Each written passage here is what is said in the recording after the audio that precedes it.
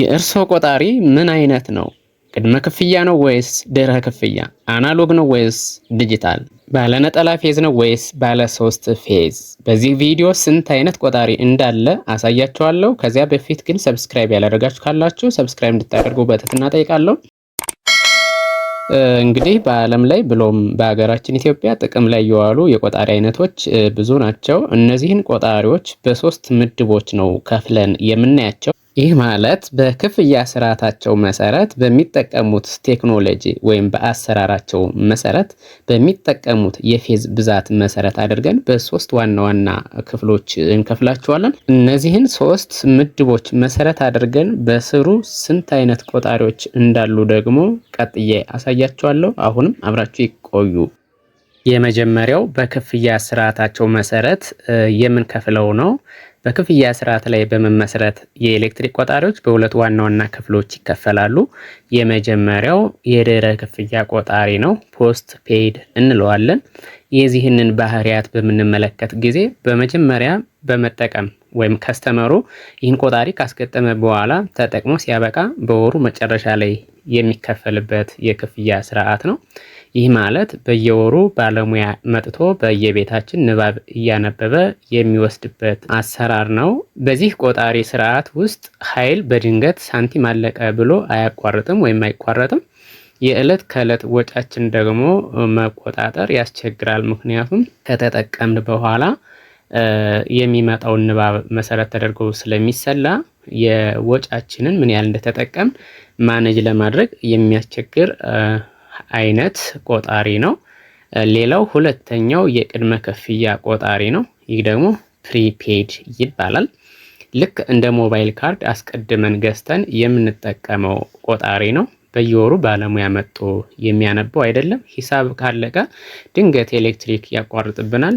ይህ ደካማ ጎኑ ነው። ወጪም ሙሉ በሙሉ መቆጣጠር የሚያስችል ቆጣሪ ነው። ከላይኛው አንደኛው ላይ ካለው ይሄኛው የተሻለ ዘመናዊ ቆጣሪ ነው። ምክንያቱም ወጫችንን እና የኃይል አጠቃቀማችንን በየወቅቱ እየገመገምን ራሳችን ማኔጅ ወይም ኮንትሮል የምናደርገው ስለሆነ ይህ ሁለተኛ ላይ የተመለከትነው ቆጣሪ ከላይኛው አንጻር የተሻለ ነው። በዚህም ምክንያት አሁን ላይ ከድህረ ክፍያ ቆጣሪ ወደ ቅድመ ክፍያ ቆጣሪ እየተሸጋገርን ነው። ምናልባት ቅድመ ክፍያ ቆጣሪ ጠቅለል ያለ ስም ስለሆነ እዚህ ላይ ስማርት ይሆናል፣ ነን ስማርት ይሆናል። አሁን ላይ ስማርት ወደ ሆነው ለምሳሌ እንደ ኤስቲኤስ ቆጣሪ ወደሱ እየተጓዝን እንገኛለን ማለት ነው። በሁለተኛው ምድብ ስር የአሰራር ቴክኖሎጂን መሰረት አድርጎ የምንከፍለው የቆጣሪ አይነት ነው። ይሄኛው ኤሌክትሮሜካኒካል ወይም ደግሞ አናሎግ ቆጣሪ ይባላል።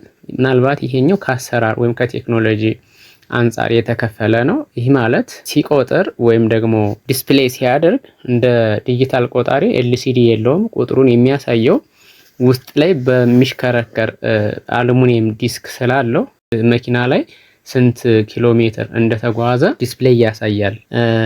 የውሃ ቆጣሪም እንደዚህ እየተሽከረከረ ስንት ላይ እንዳለ ያሳያል። ልክ እንደዛ ዲስኩ ሲሽከረከር ልክ እዚህ ጋር እንደምናየው ዲስኩ ተሽከርክሮ አረፈበት ላይ ያንን ቁጥር ወስደን የምናነብበት ወይም ንባብ የምንመዘግብበት ወይም የፍጆታ መጠን የምንመዘግብበት ስለሆነ አሰራሩ አናሎግ ወይም ደግሞ ኤሌክትሮ ሜካኒካል ይባላልና ከዚህ አንጻር ይሄኛው ኋላ ቀር አይነት ነው ማለት ነው።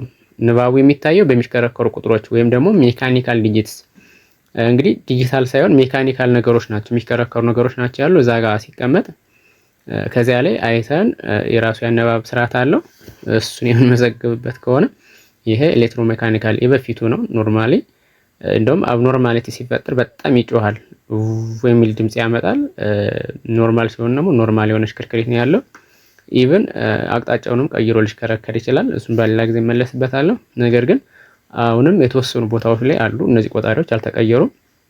በቀጣይ አይደለም ወደ ዲጂታል ወደ ስማርት ዲጂታል ሆኖ ራሱ ወደ ስማርት እየተቀየሩ ስለሆነ እነዚህ ቆጣሪዎች ይኖራል ተብሎ አይታሰብም። ሁለተኛው ከቴክኖሎጂው አንጻር ከሚጠቀሙ ቴክኖሎጂ አንጻር የዲጂታል ወይም ኤሌክትሮኒክ ቆጣሪ ነው። ይህ ደግሞ የተሻለ ቆጣሪ የሚባል ነው። ምክንያቱም ኤሌክትሮኒክ ሚተር ነው። በውስጡ ራሱን የቻለ ሚሞሪ ያለው የሚያደርግበት ሰርኪዩት ስላለው ምንም አይነት ተንቀሳቃሽ ዲስክ የለውም። ኤሌክትሮኒክ ሰርኪዩት በኤሌክትሮኒክ ሰርኪዩት የሚሰራ ስለሆነ ንባቡን በኤልሲዲ ሊኩዊድ ክሪስታል ዲስፕሌይ በሚባል ዲስፕሌይ ላይ የሚያሳይ ዘመናዊ ቆጣሪ ነው።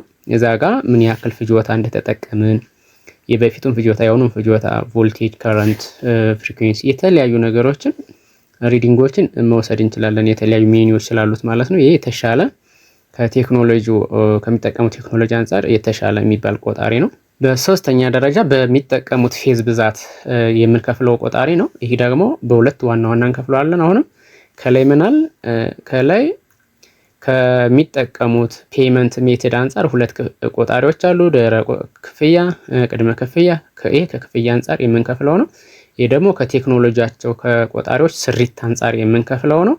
ኤሌክትሮሜካኒካል እና ኤሌክትሮኒክ ቆጣሪ ብለን እንከፍለዋለን። ይሄኛው ደግሞ ከሚጠቀሙት የፌዝ ብዛት እንዳጠቃላይ ሁለት አይነት ፌዝ ነው ያለው በፓወር ሲስተም። ባለ አንድ ፌዝ ወይም ሲንግል ፌዝ የሚባል አለ። እንደገና ባለ 3 ፌዝ ወይም 3 ፌዝ እንለዋለን። ይሄኛው ከፓወር ሲስተም ጋር የመጣ ነው። ስለዚህ ቆጣሪም በዚህ መሰረት በማድረግ ሁለት አይነት ቆጣሪ ይኖረናል፣ ባለ አንድ ፌዝ እና ባለ 3 ፌዝ። ባለ አንድ ፌዝ ሲሆን እዚህ ጋር ምስሉ ላይ ለመግለጽ እንደተሞከረው ይሄኛው ቀዩ ኢትስ ኖርማሊ የከለር ኮዲንግ አግሪመንት ወይም ስታንዳርድ ስላለ ቀዩን ፌዝ ነው ብዙ ጊዜ ብለን የምንጠቀመው። ይሄን ሰማያዊ ደግሞ ኒውትራል አድርገን ነው የምንጠቀመው። በዋናነት ግን ሁለት ነገሮች ሁለት ሽቦዎችን አንድ ፌዝ እና አንድ ኒውትራል የምንጠቀም ከሆነ እሱ ባለ አንድ ፌዝ ወይም ነጠላ ፌዝ ይባላል። ይሄኛው ደግሞ 3 ፌዞች ናቸው። 3 ፌዝ ማለት አንድ ኒውትራል እና 3 ላይቭ ወይም 3 መስመር ሲኖር ማለት ነው። እነዚህ ሶስቱ ለምሳሌ ሶስቱም ምንድናቸው?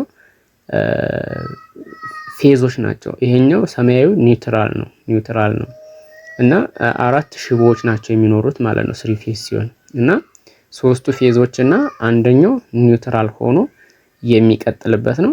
ምናልባት የት ጋር ነው የምንጠቀመው የሚለውን ለማንሳት አነስተኛ ኤሌክትሪክ ኃይል የሚጠቀሙ ቦታዎች ላይ ለምሳሌ መኖሪያ ቤቶች ላይ የሚያገለግል ነው። አብዛኛውን ጊዜ 2 ሽቦች አንድ ላይቭ እና አንድ ኒውትራል እዚህ ጋር የነገርኳችሁ ማለት ነው እሱን የሚይዝ ነው።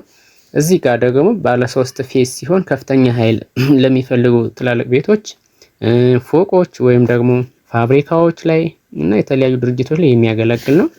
ምናልባት 4 ሽቦዎች ነው ያሉት ከላይም ገልጬዋለሁ። 3 መስመርና ወይም 3 ላይቭ ለማለት ነው እና አንድ ኒውትራል አሉት። ይሄ ምናልባት ረጅም ርቀት ፓወር ወይም ኃይልን ይዞ ለመጓዝ የሚጠቅም ሞር ኤፊሽንት የሆነ ሲስተም ነው።